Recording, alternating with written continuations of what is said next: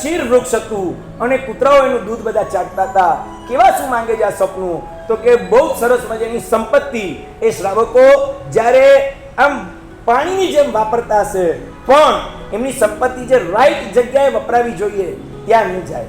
ઘણીવાર ખોટી જગ્યાએ એમનું બધું ડોનેશન વયું જશે, અથવા તો ઘણીવાર ખોટા માણસો એની આજુબાજુમાં એવા ગોઠવાઈ ગયા છે કે બધી એની સંપત્તિનો લાભ એ લોકો જ લેતા હશે. એટલે જેમ ક્ષીર વૃક્ષનું ઝરતું દૂધ કૂતરાઓ પી જાય છે, એમ સારી સારી સંપત્તિનો ઉપયોગ એવા કોક પરમાત્માની આજ્ઞા મુજબ નહીં ચાલનારા એવા સાધુઓ અથવા તો એના એવા કોઈક અકલ્યાણ મિત્રો એવા આજુબાજુ ગોઠવાઈ ગયા છે કે એનો બધો જ પૈસો પ્રભુના શાસનને લાભ થાય એવી એકે ચીજમાં ન વપરાય.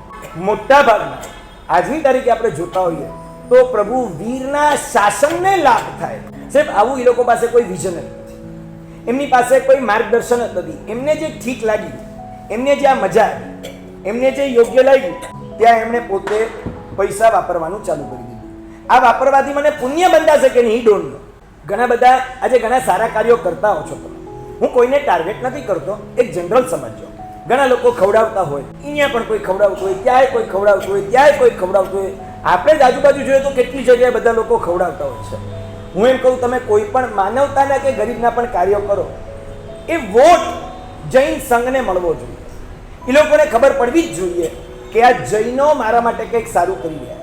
લોકલ જૈન સંઘની ક્રેડિટ ત્યાં વધવી જોઈએ. તમારી ક્રેડિટ વધે કે તમારા ગ્રુપને કોઈ ઓળખતું નથી, તમને કોઈ ઓળખતું નથી, એની લાઈફ પણ બહુ લાંબી નથી.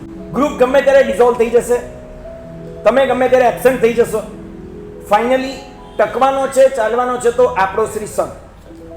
સંઘની પ્રિમાઇસીસ કે સંઘની આજુબાજુના એરિયાઝમાં તમે જ્યાં પણ કોઈક સારા કાર્યો પણ કરતા હો, ગરીબો માટે, હોસ્પિટલના દર્દીઓ માટે, સાધર્મિકો માટે કે વોટ, એની ક્રેડિટ્સ આપણા શ્રી સંઘને મળવી જોઈએ. ફાઇનલી એની ક્રેડિટ્સ પ્રભુ મહાવીરને તો મળવી જ જોઈએ. એ લોકોને એવું ફીલ થવું જોઈએ કે આ મહાવીરને માનવાવાળા અહીંયા જે જૈનોનું દેરાસર છે ને, એ લોકો આપણા માટે સારું કામ કરે છે. ભવિષ્યમાં આપણા જિનાલય તરફ એ લોકોની આંગળી ક્યારે ઊંચી નહીં થાય, અને જો કોઈક આંગળી ઊંચી કરશે તો એ લોકો એને પ્રોટેક્ટ કરવા માટે પણ ત્યારે આવી જશે. તમે પર્સનલી તમારી રીતે સારા કામ કરશો તો એ તમારી વાવા કરશે. મારા પ્રભુના શાસનને શું ફાયદો થયો?